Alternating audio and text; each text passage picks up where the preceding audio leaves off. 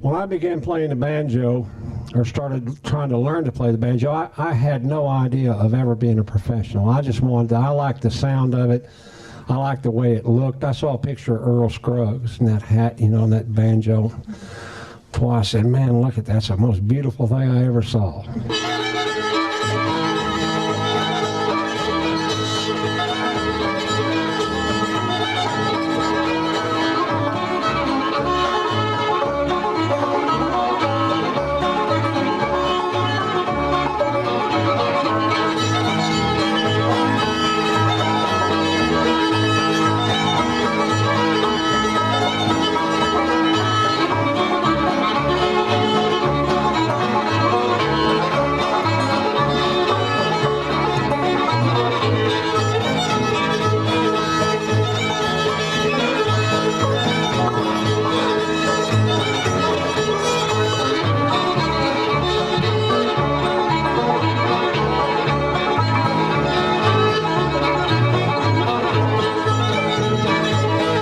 The Nitchie family loves banjos. They love them so much that family members have devoted much of their lives the past couple of decades to this unique instrument through their magazine Banjo newsletter. When Nancy Nitchie realized that the good folks who had developed and sponsored the highly regarded Tennessee Banjo Institute wouldn't be able to hold another one soon, she responded to the urging of family and colleagues, and the seeds for the Maryland Banjo Academy were planted. The seeds quickly grew, helped by old-fashioned hard work and fertilized by devotion to the banjo, and the plans for the first Banjo Academy were completed. Of course, others had to help. Acoustic Musician and Bluegrass Unlimited magazines, along with Maryland's Caroline County Arts Council, agreed to co-sponsor the event. Teachers from a variety of musical backgrounds representing some of the best talent in various styles on the five-string banjo were lined up, and the call went out to players. Soon, bluegrass pickers and clawhammer players signed up to spend 3 days in April on the campus of the Bishop Claggett Center in Buckystown, Maryland. As word of the Academy spread, it attracted the notice of even Maryland's governor, Paris Glendenning. The governor was inspired to write a note to the banjo lovers, welcoming them to his state. I applaud your devotion to enriching the lives of all Marylanders by sharing your music and culture. I hope this event becomes an annual tradition, the governor wrote.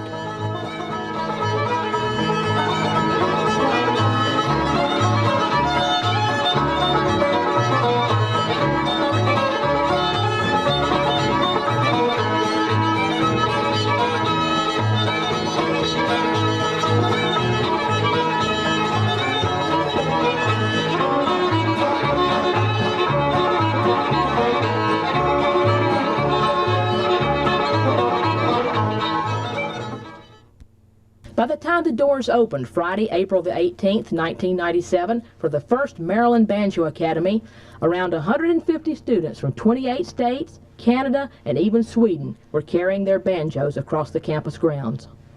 Although other types of banjos and styles of playing have their devotees, the decision was made to focus mainly on the traditional five-string at the Maryland Banjo Academy. And what a focus it turned out to be.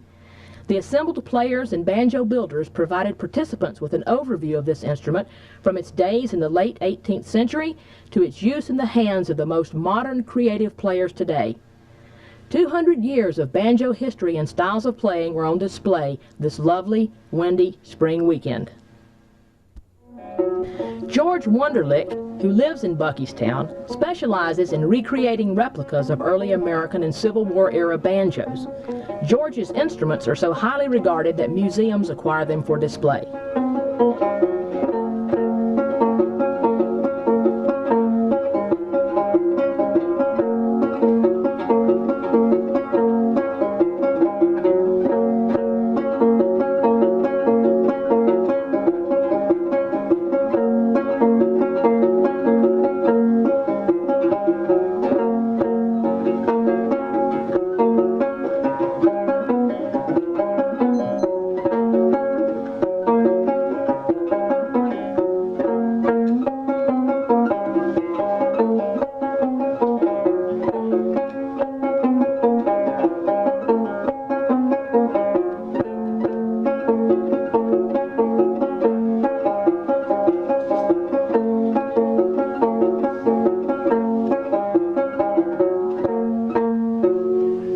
It's now its waltz from 1855. This banjo was actually taken from an account of a Civil War soldier who talked about making banjos during the war when they were in the field. And because the hoops were hard to make and kind of hard to find, what they wound up doing is they said they would use cigar boxes or the bottoms of people's drawers from their homes or whatever else to make a banjo. And from Albert Bauer in the 1890s, we learned that Civil War soldiers were notorious, the banjo players anyway, for going to the edge of a drum and taking a penknife and popping a hole right in the edge, so when the drummer went to tension the head, they would come completely out of the drum, they'd throw the head away, and they'd make a banjo out of it. The Civil War marked the heyday of a performing style that began in the 1830s, the minstrel era. Pete Ross of New England has made minstrel-era styles and tunes a specialty. Pete often demonstrates the difference between basic clawhammer banjo as played today and its evolution from earlier days.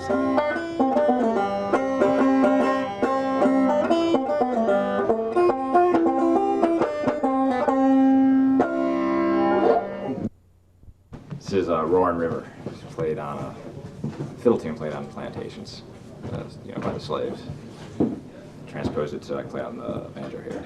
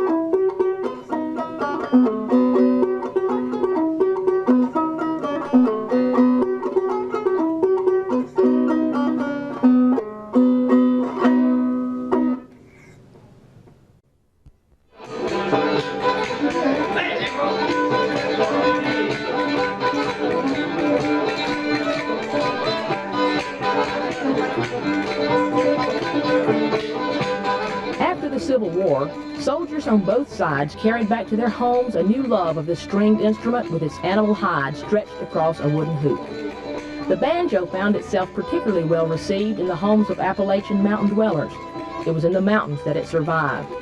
After the war, the banjo flourished during the remainder of the 19th century and early into the 20th. In fact, banjo orchestras enjoyed great popularity in many regions of the country. Sometime after World War I, the banjo's fortunes hit a low point. Other more modern styles of music were in vogue, and by this time, the lonely five-string existed mostly in its mountain niches.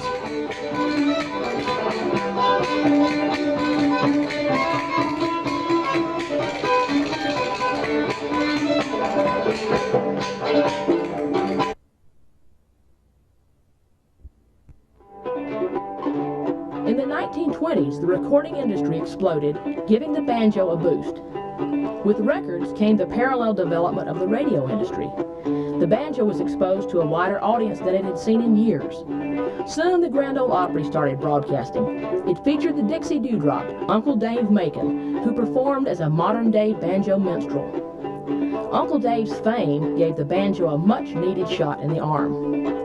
Cordell Kemp, who learned directly from Uncle Dave Macon, passed this knowledge on to Leroy Troy, one of the instructors. This gives Leroy's playing a direct link to this early star of the Grand Ole Opry.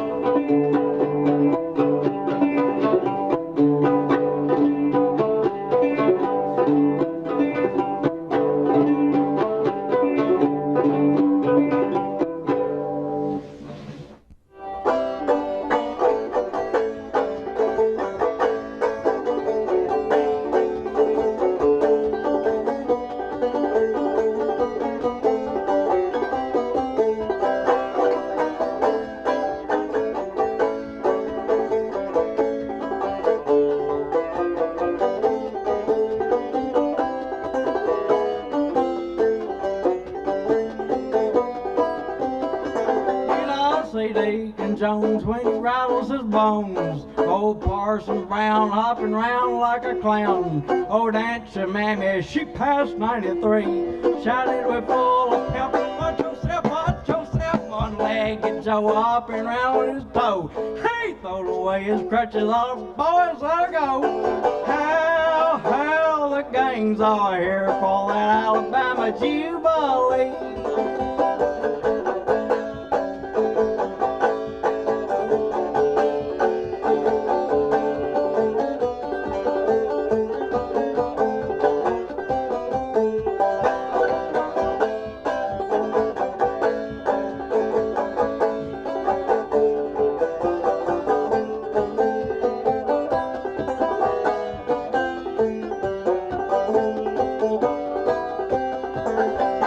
Deacon Jones when he rattles his bones. Old Parson Brown hopping round like a clown. Old Dancer Mammy, she passed 93. Shouted with full of pep, watch yourself, one-legged Joe hopping round his toe. Hey, throwed away his crutches off, boys, let her go. How the gangs are here for that Alabama Jubilee.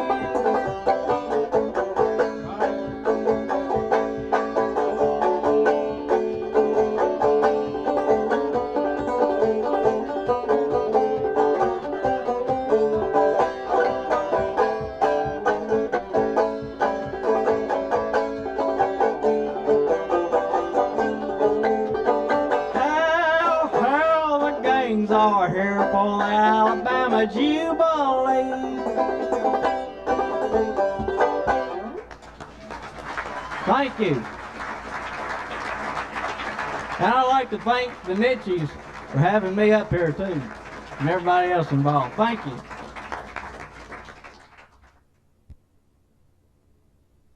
While the banjo's image was getting a boost in the fledgling country music industry, it also drew on the strength of some people who became giants in the music and entertainment world.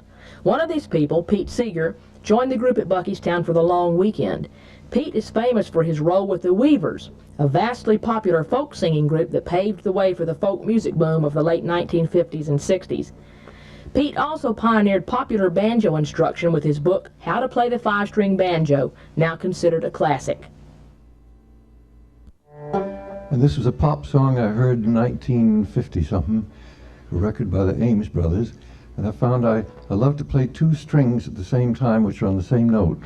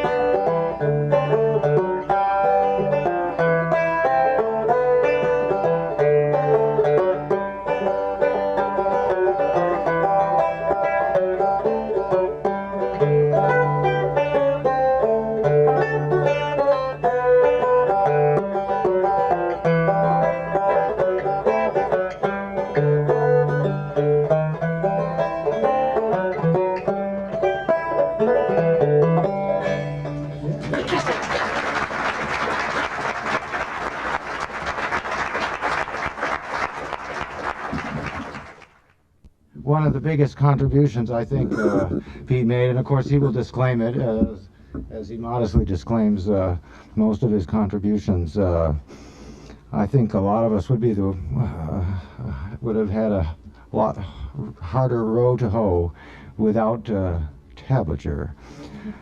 This is a language specific to our instrument, and first time I ever saw it was in Pete's instruction book, which is the first instruction book that I had. And I had one of those long neck banjos, and I loved it. And I got the calypso strummed down pretty good, and then got moved on to what you were calling the clawhammer picking in that first of the edition that I had, and got my hands wrapped around Darlin Corey in the figurative sense. So I want to thank you for that, Pete. It's such an important part of all of our learning experience, I think, the tablature that you gave us.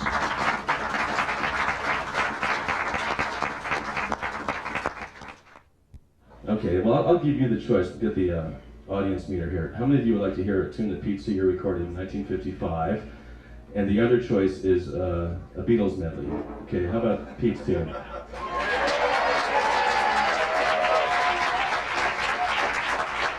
We probably don't even have to go through the Beatles medley.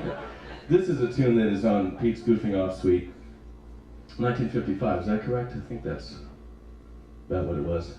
Somewhere back then. And I think Pete described it as being a collection of tunes that he would play while he was sitting in the hammock while the rest of the family was working around the house. I hope that's not inaccurate, something to that effect. And there's all sorts of great things on there, and it's been released in the last few years on Smithsonian Folkways Records, along with another great album called Darlin Corey. And talk about being ahead of your time. Some of the playing in this particular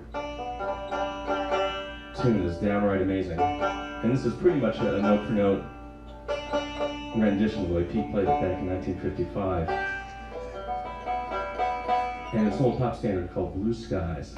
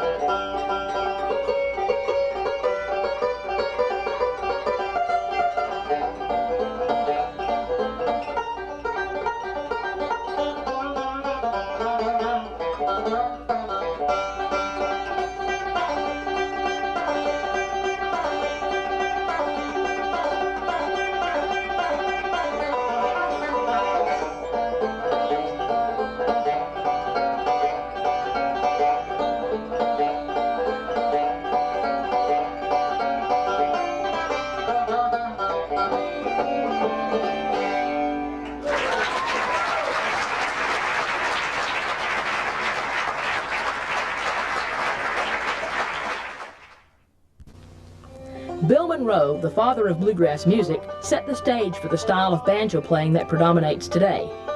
In the 1940s, Monroe hired a young genius, Earl Scruggs, who astounded the music world with this explosive new three-finger style. By the late 1950s, another young man, Bill Keith, was teaching himself to play Scruggs style. Later, he went on to create his own style of melodic playing, which was widely imitated. He discovered in the late 1950s that he could play fiddle tunes note for note and developed a technique that continues to attract new followers. And of course, Bill is also famous for the tuners he developed.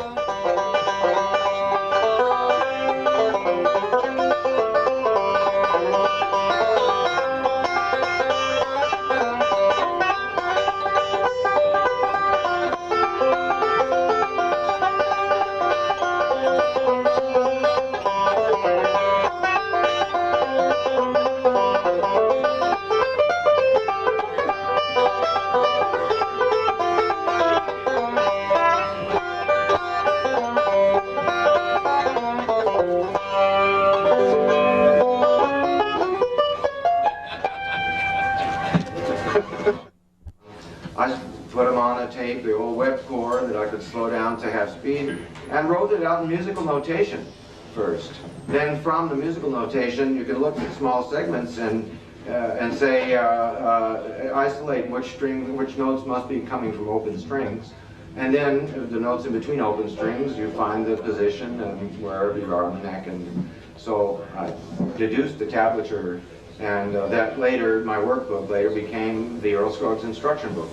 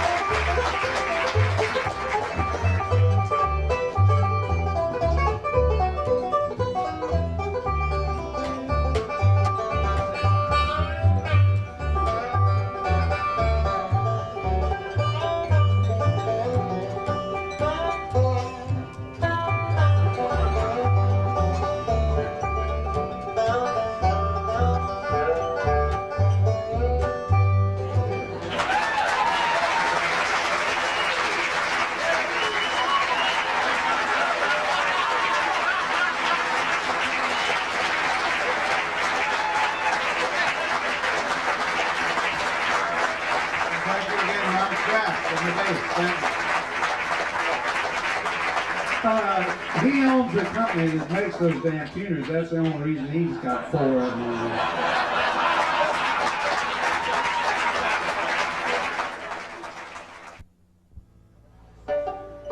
there. Tony Trischka's renown as a player is nearly equaled by his fame as a teacher.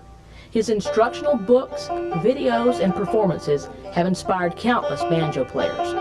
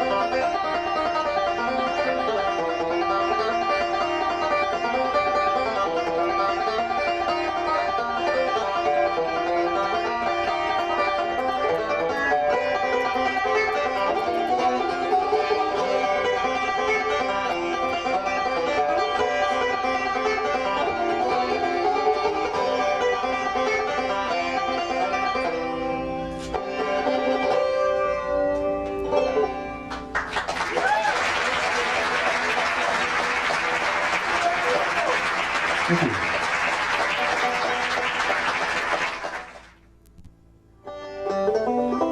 Béla Fleck has pushed banjo playing to new limits and has thrilled audiences worldwide.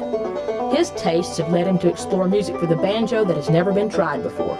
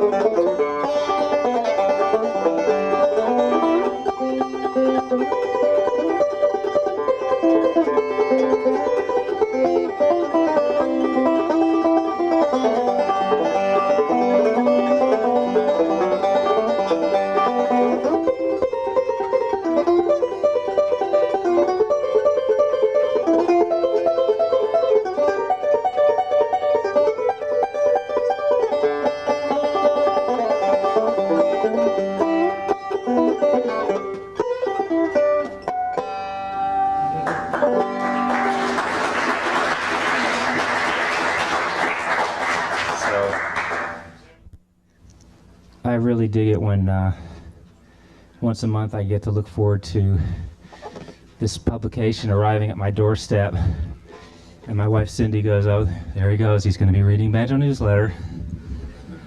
And but I just think this banjo thing is really cool.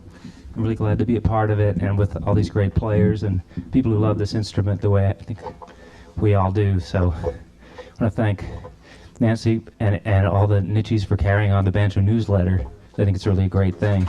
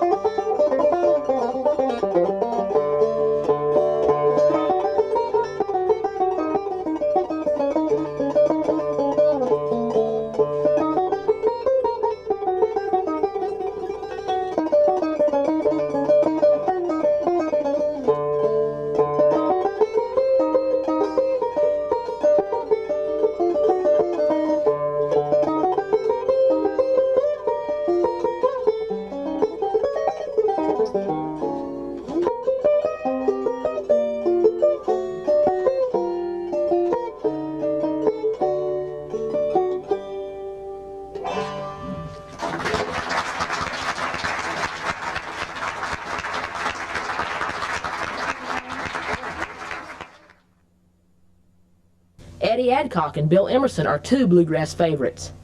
Eddie played in his early days with Bill Monroe and later with the Country Gentlemen. Bill was a founding member of the Country Gentlemen.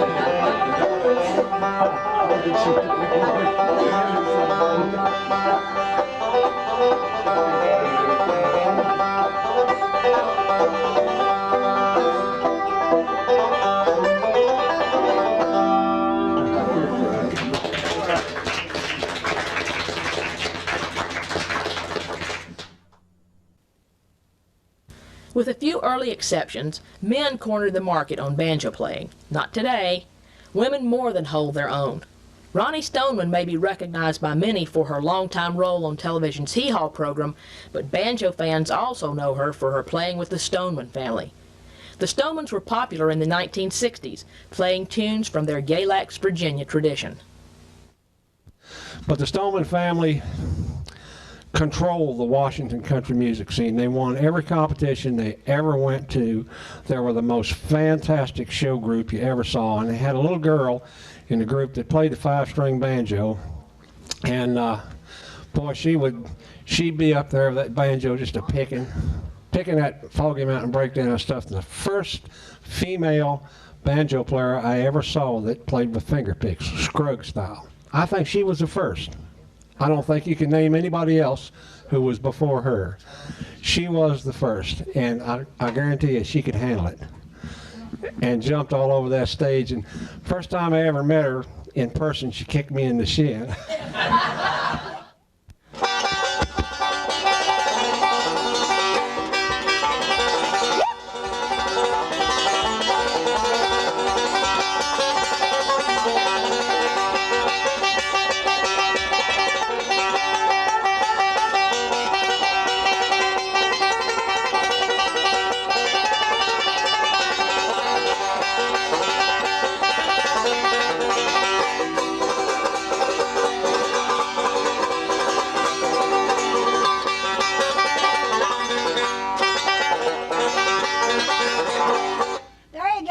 don't know how to play anymore. I'm a sex symbol. I'm not a picker. I was sitting in Miami, pouring blended whiskey down, when this old gray black gentleman was cleaning up the lounge.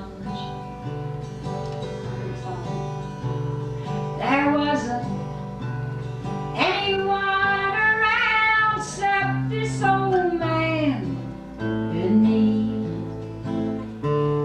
The guy behind the bar was watching bluegrass on TV. Uninvited, he sat down and he opened up his mind. Found old dogs and children, watermelon wine. Did you ever have a drink of watermelon wine? He asked. Now he told me all about it, though I didn't answer back. There ain't but three things in this world with the solitary dime, except old dogs and banjos, and watermelon wine. Old dogs and children, and watermelon wine. My favorite song.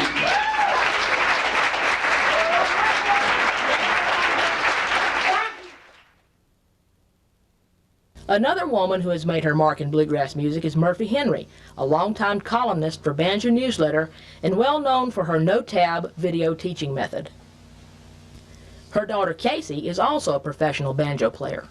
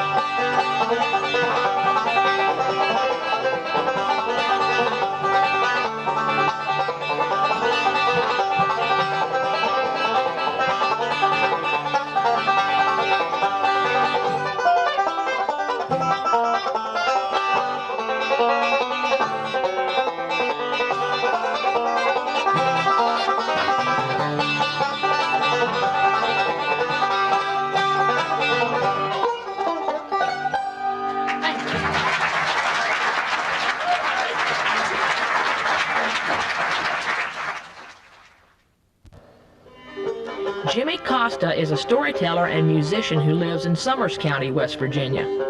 He is known for his dramatic imitations of Uncle Dave Macon. She takes me out riding whenever I come down. She owns the finest Cadillac and Buick in the town. She tells me that she loves me, oh listen wouldn't you? Oh, she is the sweetest girl and she's got the money too. Now won't I love my honey, and won't I spend her money? I'm as happy as a flower that sips the falling dew, 'cause I got a little girlie and she's got the money too.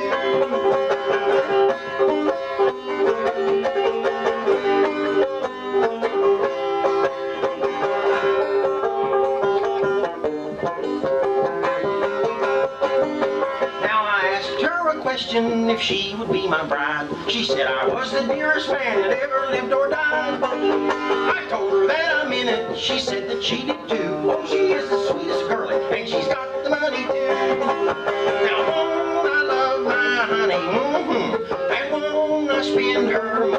Ain't it a sin? I'm as happy as a flower that sips the falling dew, 'cause I got a little girlie, and she's got the money too.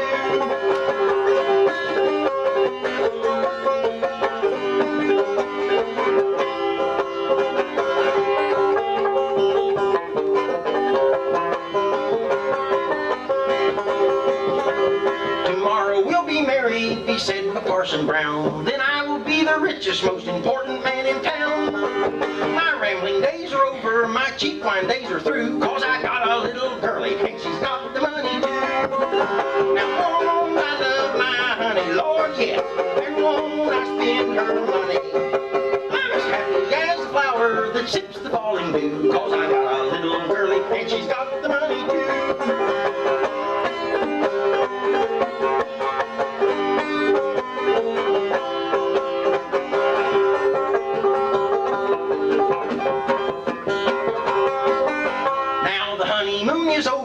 Much to my surprise, the money that she said she had was just a pack of lies. The Cadillac was borrowed, the Buick it was too. Now she's not the sweetest girlie, and our marriage it is through. Now won't I love my honey? Lord, no, because she has no money. But I'm happy as a flower that sips the falling dew, 'cause I got a brand new girlie, and she's got the money too. Oh, yeah.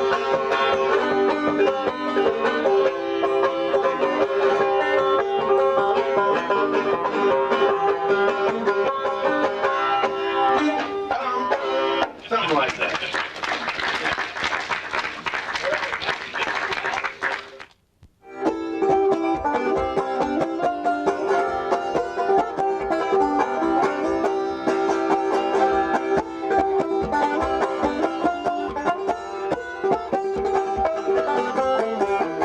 Been living in the city, but I like the country life. Now, dear little country gal, I'm going to make my wife. First night that I met her, the night was very dark, and you can bet we were happy as a whole day jolly lark. For I'll tickle Nancy, and Nancy'll tickle me. Oh, when we are married, how happy we will be. For we shall sit together as happy as can be. Oh, I'll tickle Nancy, and Nancy'll tickle me.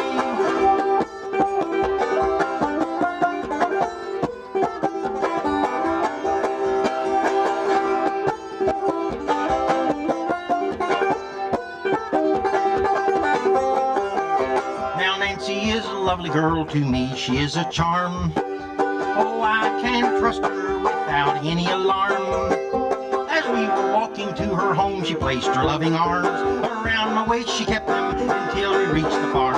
Then I'll tickle Nancy, and Nancy will tickle me. Oh, when we are married, how happy we will be. For we shall sit together as happy as can be. Oh, I'll tickle Nancy, and Nancy will tickle me. Well, now that we are married, we invite you all to call. Come round, pick the apples with us in the fall. For in the winter by the firelight sits Nancy on my knee. Oh, I'll tickle Nancy, and Nancy will tickle me.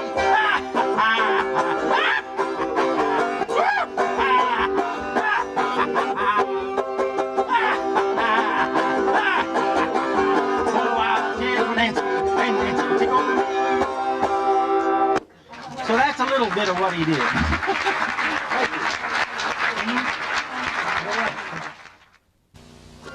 Of course, some players maintain a love for styles that have never enjoyed commercial popularity.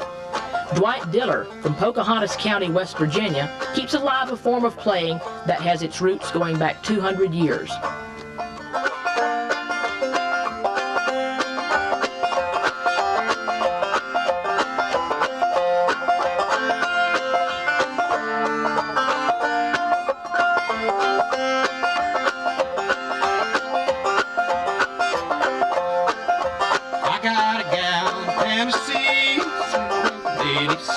sail away. Nowhere the place I'd rather be. Sail away, lady, sail away. Don't you rock, daddy, oh, don't you rock, daddy, oh. Sail away, lady, sail away. Sail away, lady, sail away.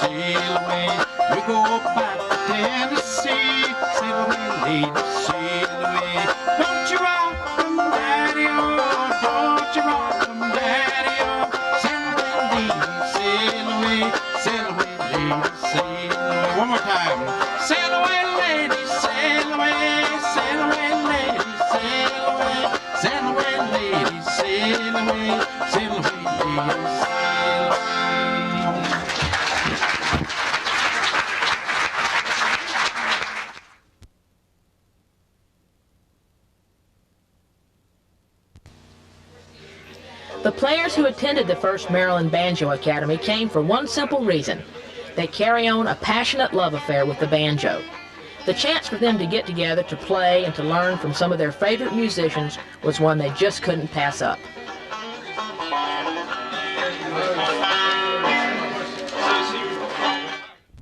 I'm Mike Holmes. I'm from New Bedford, Massachusetts. I've been playing the banjo since 1959, and I play mostly old-time banjo. The banjo that I'm playing is a custom-made banjo with 5 long strings and a short drone, different from most other banjos. It's got an extra G string, that's this down here on the bottom. Allows me to play, when I play with fiddles, I can back them up a whole octave below where they're playing. Banjo was made by a fellow named J. Darmstetter from Charlottesville, Virginia. Hi, I'm Paul Bender, and from the Alexandria, Virginia area, and here to enjoy a few days of old-time and bluegrass banjo. I'm Rich Paddock from Cheshire, Connecticut. Came down to play some clawhammer. My name's Don Borshaw. I do the cartoon for the Banjo newsletter. When I get a chance, I play the banjo. Hi, I'm Linda Abrams from Waltham, Massachusetts. My name is Betty Dworkin, and I'm from Montauk, New York. Yeah, my name is Hugh Cochran. I'm from Miami, Florida. It's very cold up here at Claggett Center, and I left 80-degree weather when I came up here. I'm having a great time, though. I've been picking for probably close to a year. I really enjoy clawhammer, and I'm in my element. There are such great clawhammer pickers here, and I'm enjoying the heck out of it. Glad to be here. Okay, my name is John Wheeler. I'm from New Jersey. I'm also the only banjo player I know, although it's not quite as hard to find people in music who play banjo. I've been playing for a year, and I play basically whatever people throw my way, mostly 3-finger scruggs style. My name is Wayne French from Alexandria, Virginia. I'm Bob Cordes. I'm from New Hampshire. People usually ask me where, and I say yes. And I've been playing for about 20 years myself. Hello, Tony Arcuri from Johnstown, Pennsylvania. It's Flood City. Come down here. Want to learn. I'm addicted to the banjo. Just want to learn everything I can about it and find it out. This is the right place to be. There's some real picking going on here. Jake Thompson from Kensington, Maryland, and heard about this through Banjo Newsletter. I think it's fabulous, and I had a great time last night. Wilbur Whitten in Lynchburg, Virginia. Yeah. Great camp here. We're really enjoying it. I'm from Vermont, and I must say, what was going on last night, it was a completely new experience for me, and it was incredible. Just to see. My name's John Place. I'm from Vermont, playing clawhammer banjo. I've been playing for under a year. So last night was my first time ever playing with any other musicians. And so I just sat quietly in the back, and yeah, it was really neat. The fiddle players and stuff. Some players, whether they be bluegrass or clawhammer, remain strongly tied to the traditions of their style. Others expand their musical horizons beyond tradition. As the workshop started, humorous comments could be heard about clawhammer and bluegrass players striving for harmony over the weekend. Okay, I've been asked to introduce a bluegrass person. Was that nice? Nancy promised me that all the old-time people would be so nice tonight, and what are you doing? This is such a special experience. I can't believe it. Even non-banjo players would feel the vibe if they were here. It's the sweetest thing, and I never thought I'd enjoy hearing so many banjos tinkling around me, but it just, I think it's the attitude of the participants. Everybody is one big happy family. Even the bluegrass and the old-timey people are being really civil to each other. And it's a lot of fun. And it just gives you a great big feeling in here. I put this tune out to all my my friends that play bluegrass.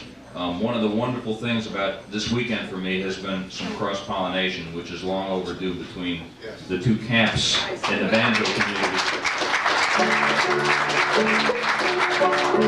This is Wild Bill Jones.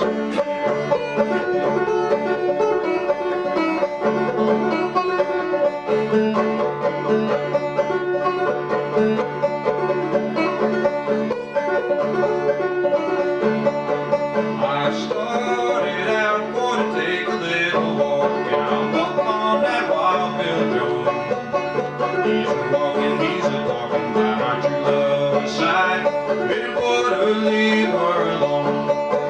He says his age is 21, too old to be controlled.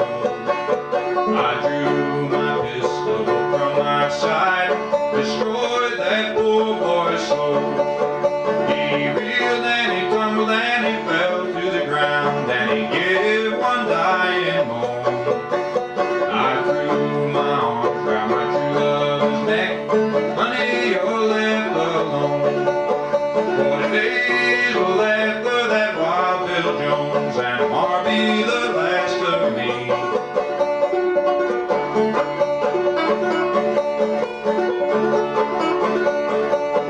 The sheriff, he overhauled me, and he marched me on down to jail.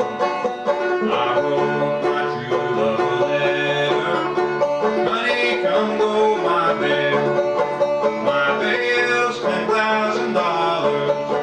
That's a debt I can never pay. She wrote me back a letter. Honey, come home someday. I guess she was broke.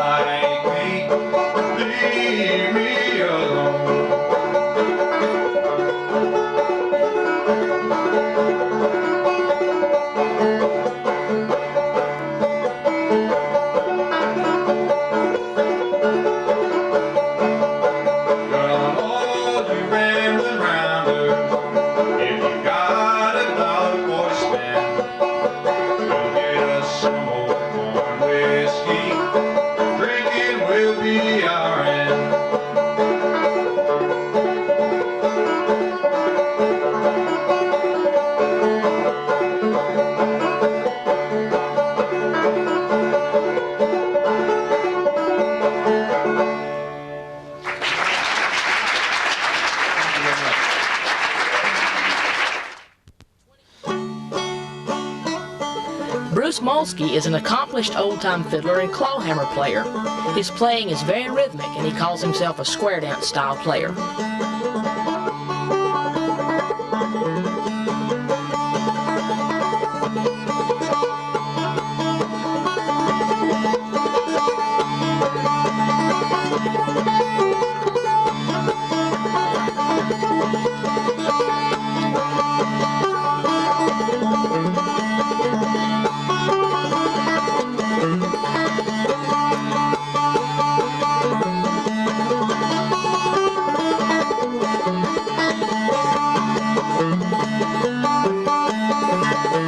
Thank you.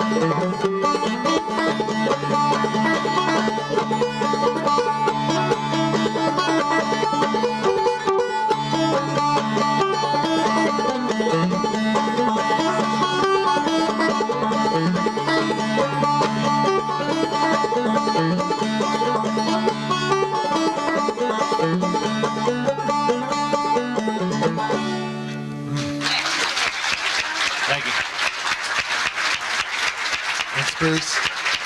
It's great. Michael Miles is assistant director of the Old Town School of Folk Music in Chicago. He has a unique way of playing classical music using the clawhammer style.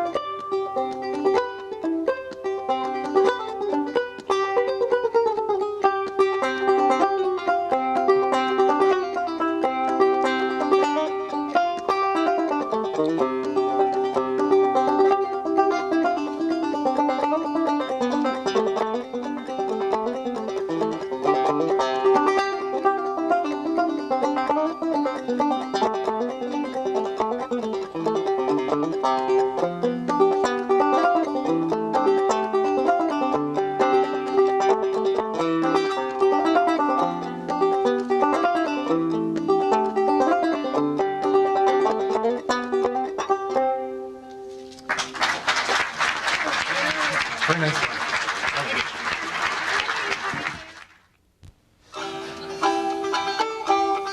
Rick Barron is a Canadian clawhammer banjo player with his own unique style.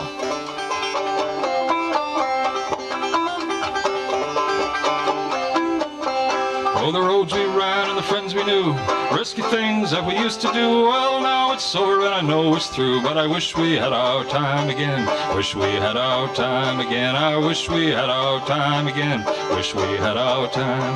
I couldn't go to sleep, got up to make a light. I was trying to write it down in the middle of the night, looking for words that just wouldn't come right. And I wish we had our time. That's your part.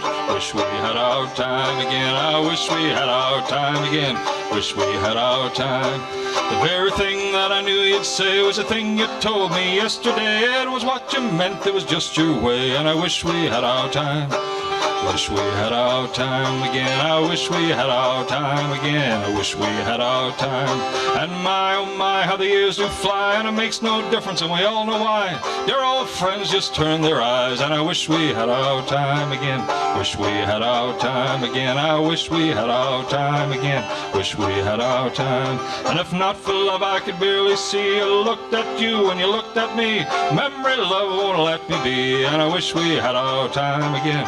Wish we had our time again. I wish we had our time again. Wish we had our time.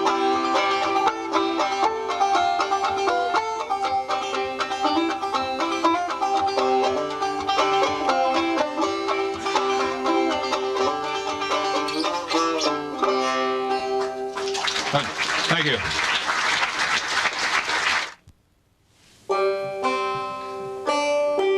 Schatz, one of the finest acoustic bass players today, also has a keen passion for old-time banjo.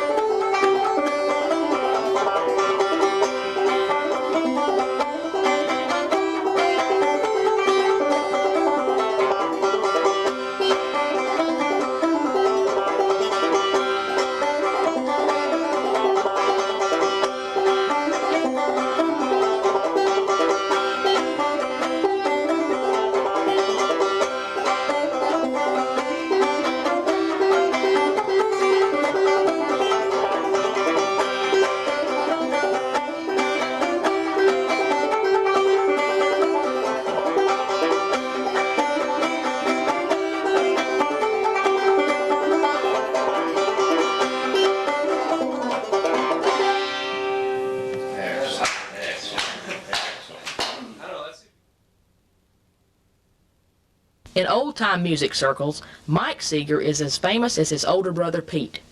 Mike is an expert in a variety of traditional banjo styles. I'm a-going to the station, gonna catch the fastest train that goes. I'm a-going back south, where the weather suits my clothes.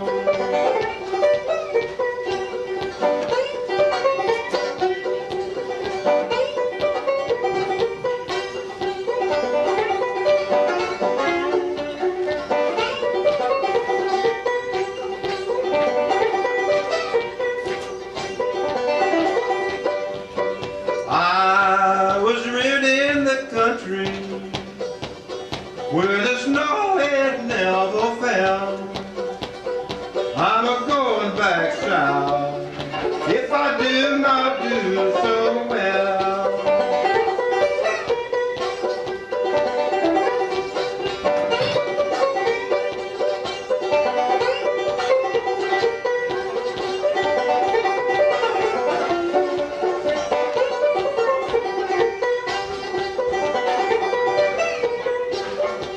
Oh, my mama told me,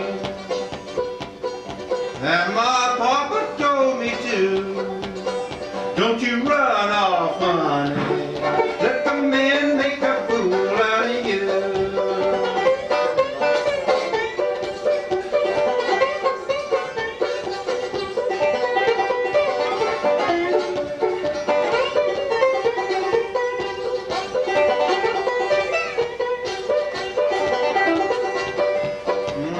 Love is like water, it is turned off and on.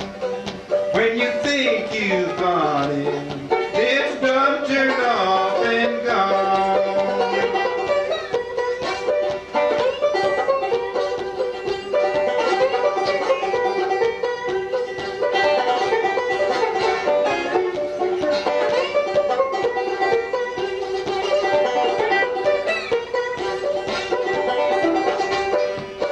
I'm a-going back south on 81 if I wear a 99 pair of shoes, 'cause I'm broken hearted, I've got those down south blues.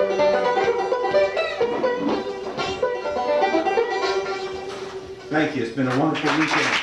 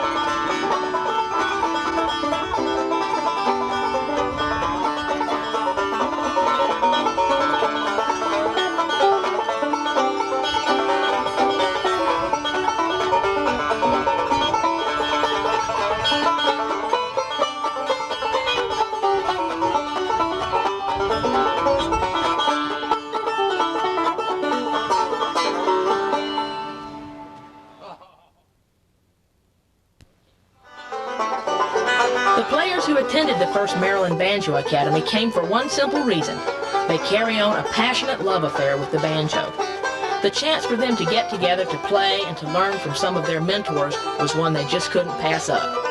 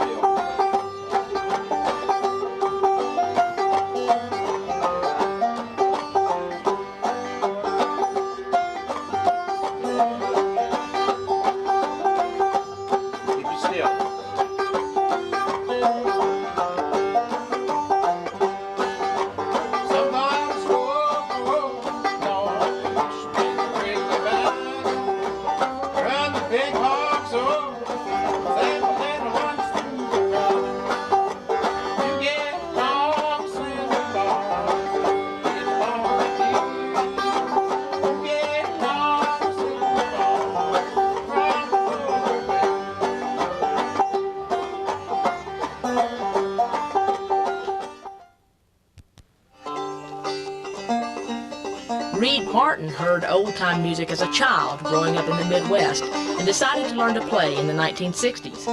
His clawhammer playing has many devoted followers.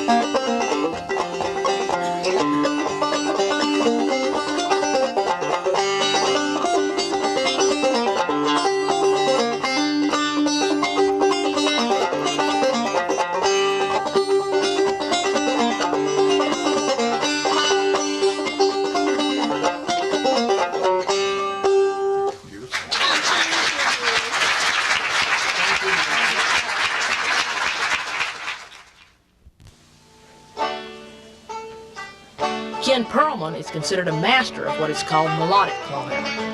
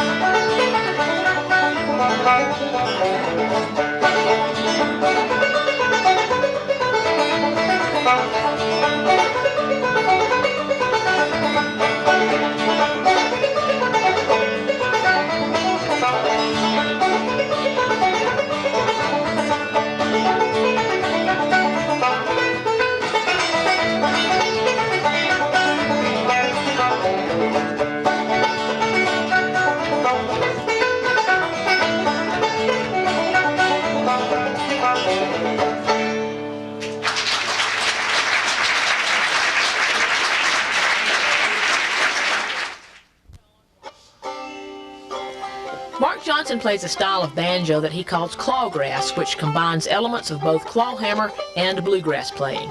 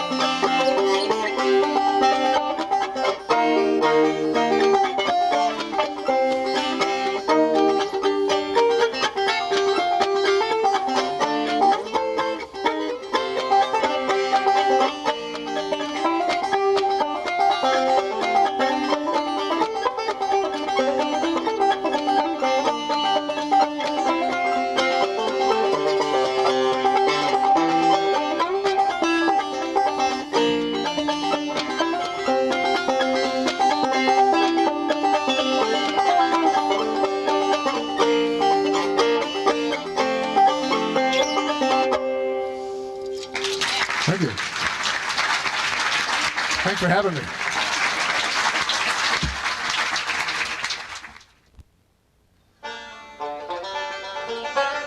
Fred Geiger is known in the Washington, D.C. area as a bluegrass player, but he also reveals a strong interest in jazz on the banjo.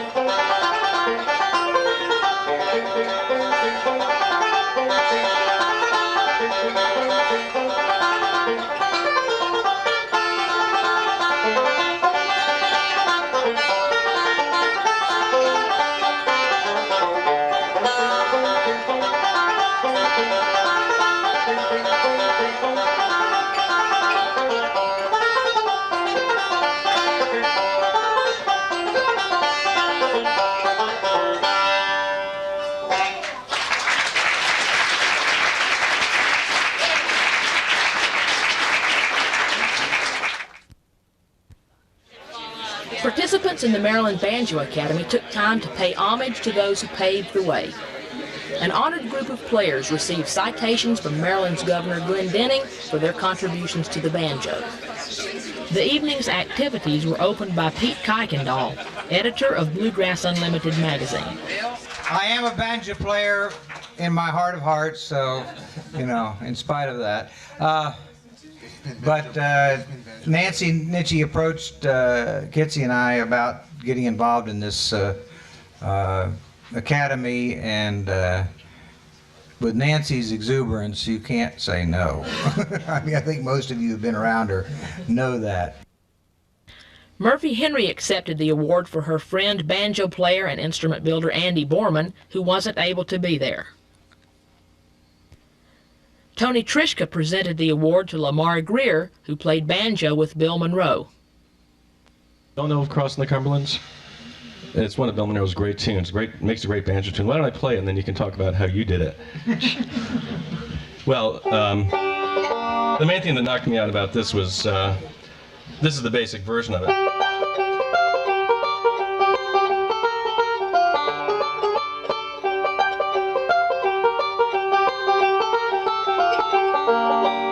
But I remember Lamar doing it this way. He would go.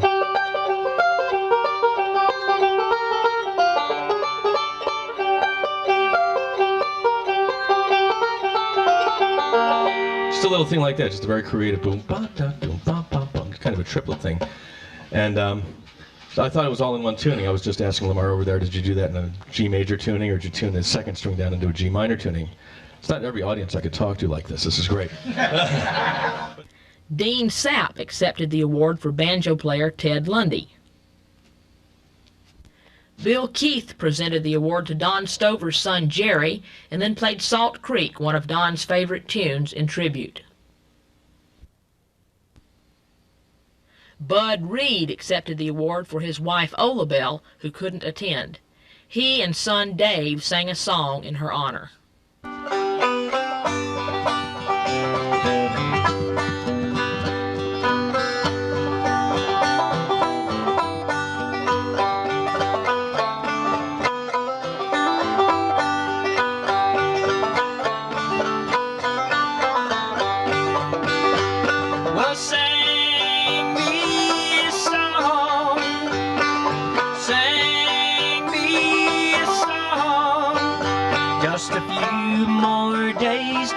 Journey, and I know that it won't be long till I cross this silent river.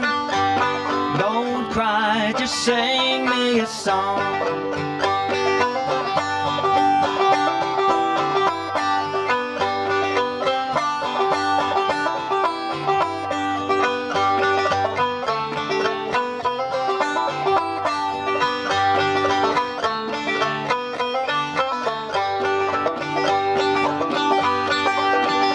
As I travel through this life, it's the struggle and strife, though the day may be weary and long.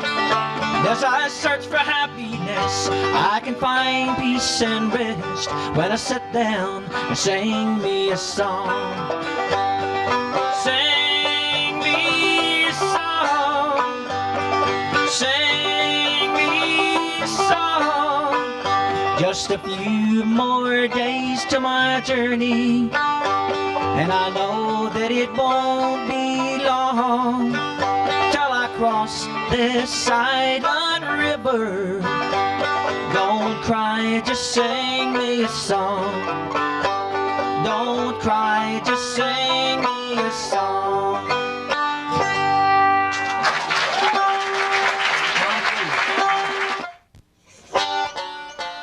Eddie Adcock played a song in tribute to Don Reno.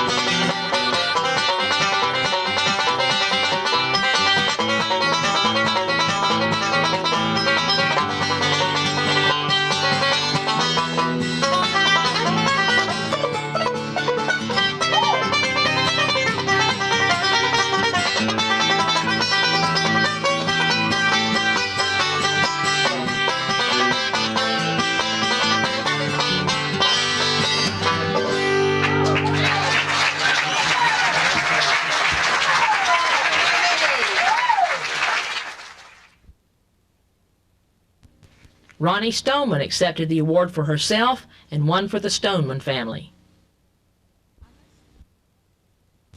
In addition to delightful sounds to their ears, participants in the Maryland Banjo Academy also discovered treats for the eyes.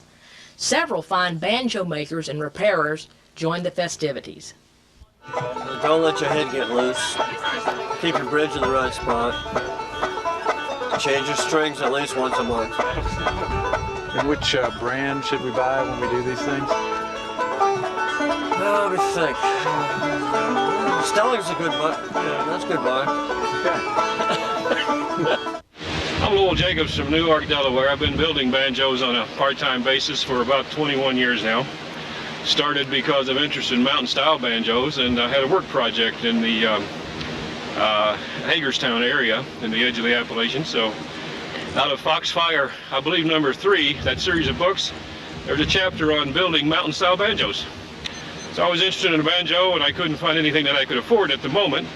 So I said, you know, I believe I could build one of those, because I have been a woodworker. And I built one in a week. And then I said, you know, I believe I could build that a little bit better. Built a second one. 21 years later, I'm still building banjos, thinking that the next one I can do something on it a little bit better.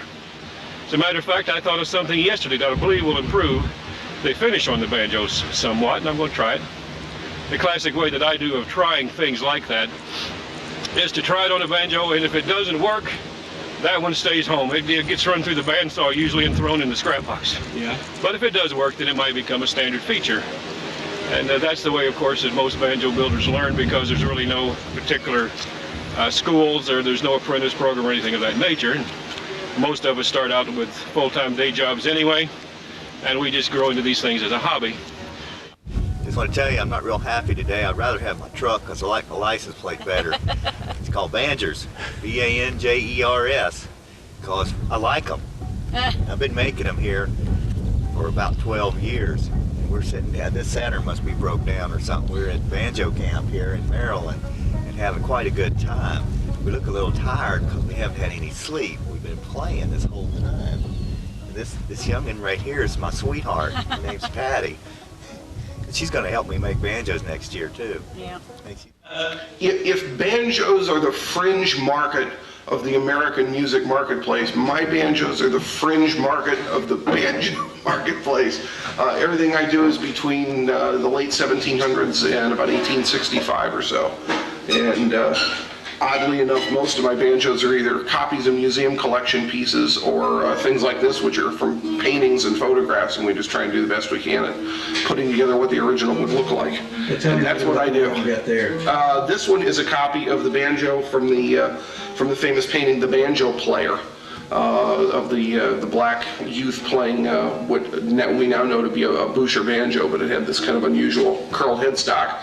Because as it's evidently turned out, the painter ran out of room on the painting to put a full Boucher headstock on it, so he had to shorten it up and put this type of a curled headstock on it. It's two-headed, head on the top, front and a head on the back, and it produces just a great sound.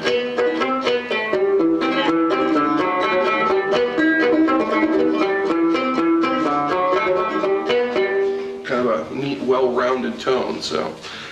Hi, I'm Dean Sapp. Yeah, I'm Dean Sapp. Here at the Banjo Academy, I've done a couple of workshops, met some really fine people, seen some old friends, had a really great time, looking forward to it next year. And in just about an hour, I'm getting ready to do a repair workshop.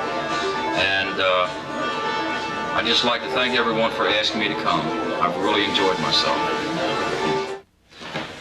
Hi, my name is Jim Bollman, and I'm proprietor of the Music Emporium in Lexington, Massachusetts. I'm here at the Banjo Academy, both as a vendor selling banjos and some antique banjo ephemera, and brought a few banjos from the collection to show off. And we might go through these 4 or 5 instruments chronologically. The earliest instrument I brought is a Boucher banjo from Baltimore, Maryland. This instrument was made in the mid-1840s, and is typical of it's one of the earliest factory minstrel banjos extant. There's about 20 of these Bouchers, original Bouchers, that are known. You can see the interesting OG carving on the neck. It has absence of heel, just a sort of a very flat neck. Normally just a few tensioners, friction pegs, fairly crude construction. Here's a very fancy piercement fretless banjo, and we don't know too much about this. It's quite possibly British. Unfortunately, it's unsigned. It does have quite a bit of fancy inlay work, possibly Masonic with all the Masonic emblems on it. A very lovely instrument. It was found in New Hampshire at a antique tool meet, and it has lovely marquetry as well as pearl in the fingerboard. It has wonderful marquetry devices in the back of the neck. This inside of the rim, the stick is carved and decorated. It has some curious wooden bosses on the inside of the with the shoe bolts. Would be a strange outrigger on the fifth peg, quite a lovely little piece, and then a fancy piercement scroll peg head. And I would place this banjo in the 1870s. This is a George Teed banjo. He was a maker on Houston Street, held several banjo patents starting in the 1860s.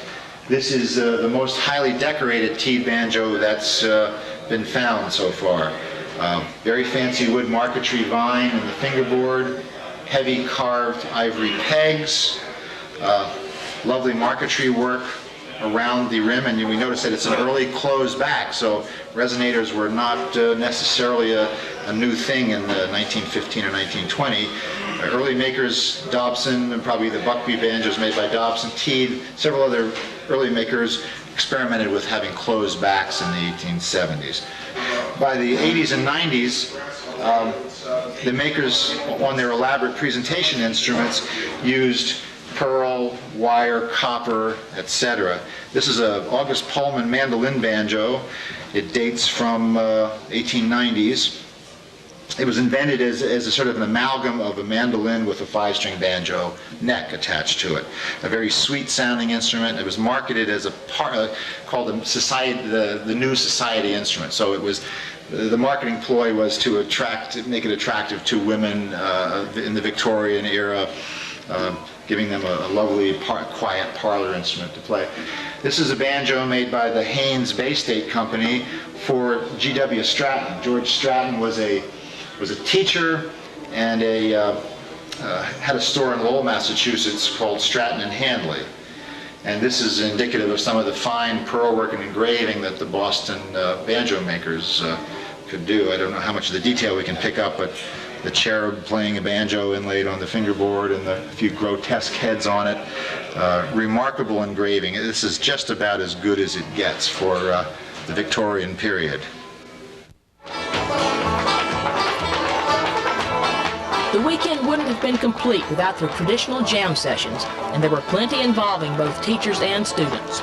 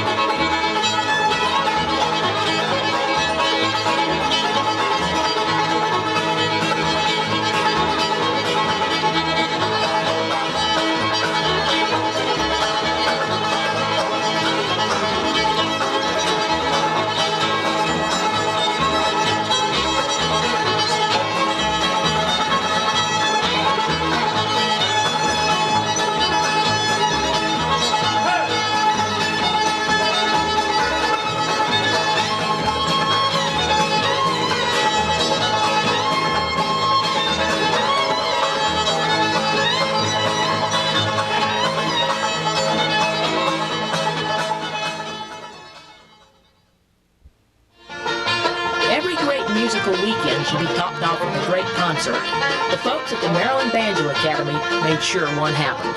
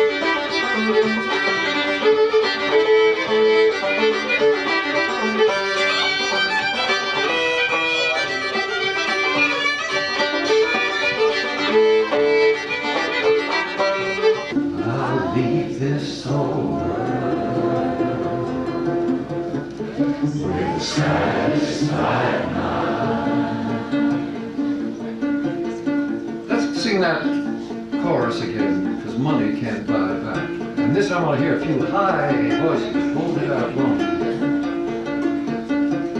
Cause money can't buy your youth when you're old. A friend when you're lonely, or a friend when you're lonely. Love that's grown cold, or love that's grown cold. The wealthiest person, the wealthiest person is a pauper at times, is a pauper at times. Compared to the man with satisfied.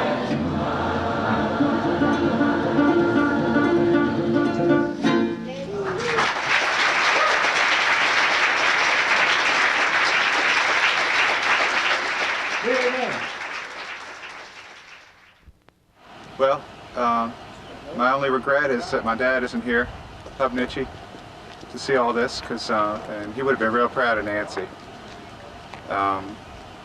He knew all these people, you know, and to bring them all together in one spot, it's what Banjo Newsletter is all about. It's what the instrument is really all about, I think, bringing people together to play. And,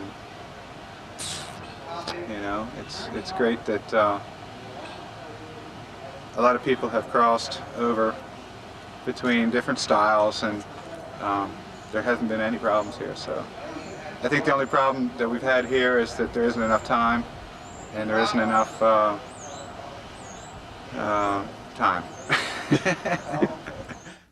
I've had a great time here at the Maryland Banjo Institute, and I met a bunch of folks this weekend, and you can take 20 of these banjo pickers and not one of them will play alike.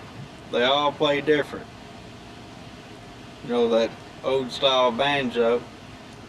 But yeah, boy, I've had a great time here. I hope they have some more of these things, because I'll sure come up if I can get a ride.